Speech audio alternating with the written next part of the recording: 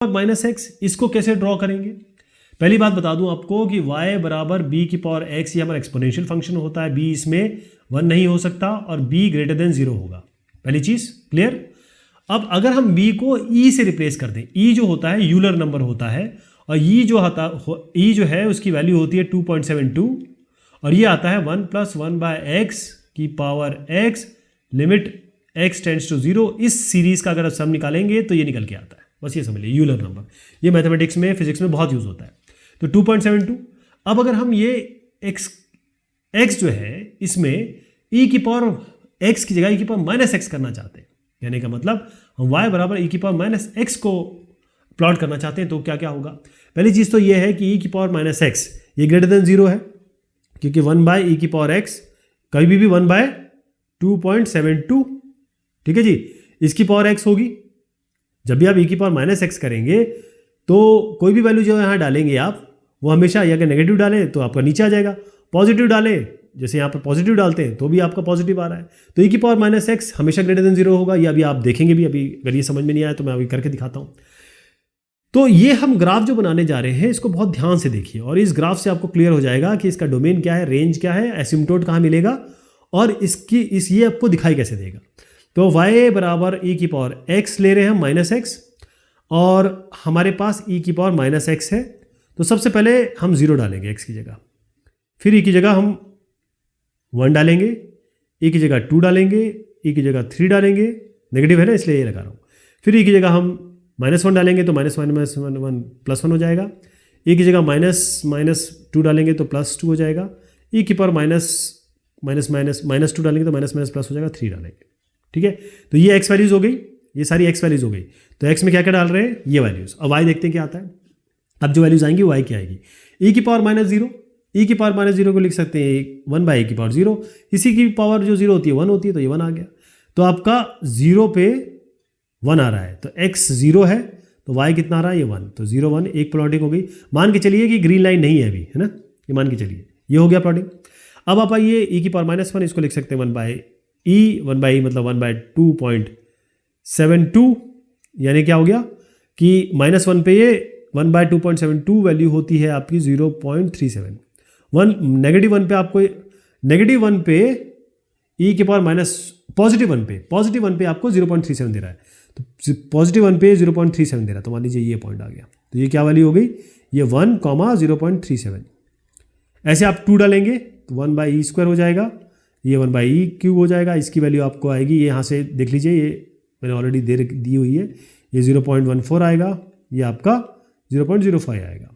मतलब -2 पे 0.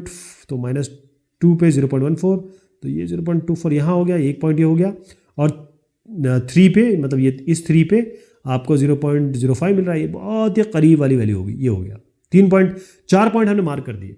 अब यहाँ बढ़ते हैं। अब इस पर मैं आऊँगा दोबारा लौट के, यहाँ से एसिम्पटोट और हम रेंज के बारे में बात करेंगे।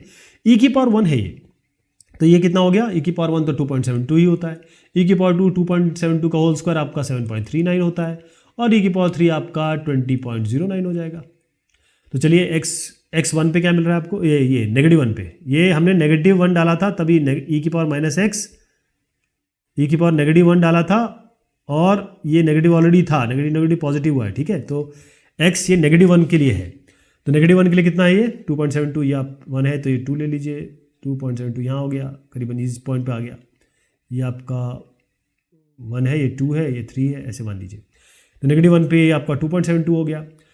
2 पे कितना मिल रहा है आपको, ये आपको 7.39, तो कहीं यहाँ पे ले लीजिए आप, कहीं इस जगह पे। तो ये इसको आगे बढ़ा देता हूँ, चलिए मान के चलते यही है, ठीक है, थोड़ा अंदाजे से मान लेते हैं। ये हो गया। अब यहाँ तक हो गया, एक ग्राफ प्लॉट कर दीजिए। अब आपको लगेगा ये कहीं ना कहीं जाके x को छुएगा, नहीं, ये x को जाके नहीं छुएगा।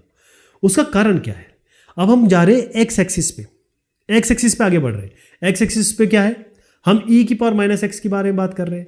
x एक्सिस पे इन्फिनिटी डाल दीजिए, इन्फिनिटी, तो e की पावर -x की जगह इन्फिनिटी डाल दीजिए। हम एकदम आखिर में पहुंच गए, ये जो है ना, ये एकदम लास्ट में पहुंच गए, तो इन्फिनिटी डाल दीजिए। e की पावर -इन्फिनिटी को लिख सकते हैं 1/e की पावर इन्फिनिटी, किसी की पावर भी इन्फिनिटी, क्योंकि e तो 2.72 है तो ये इन्फिनिटी ही मिलेगा, बहुत बड़ा नंबर मिलेगा। ये आपका कितना हो जाएगा, 1/∞ तो 0 होता है।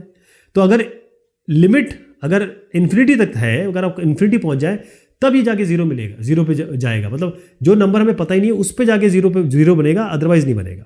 तो कभी ये जीरो बनेगा ही नहीं। तो ये जीरो से लेकर इन्फिनिटी, इसकी वैल्यू जीरो से इन्फिनिटी तक है, y की वैल्यू, इसका मतलब रेंज क्या हो गया, जीरो से इन्फिनिटी। कभी भी ये नेगेटिव नहीं आ रहा है ना, जीरो से लेकर इन्फिनिटी, इन्फिनिटी तो हमने देख लिया यहाँ तक।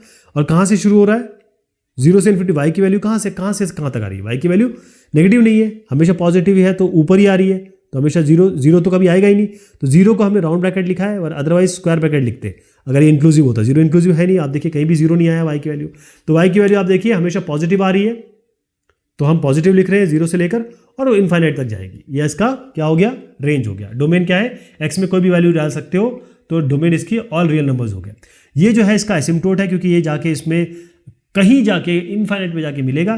तो इन कहाँ जाके मिल रहा है, ये एक्स एक्सिस पे, तो y बराबर 0 पे ये एसिम्पटोट मिल रहा है। ये आपका कौन सा फंक्शन हो गया, y बराबर e⁻⁻x। चलिए साहब, ये बात हुई एक्सपोनेंशियल फंक्शन की। बहुत शुक्रिया, बहुत मेहरबानी आप सभी की।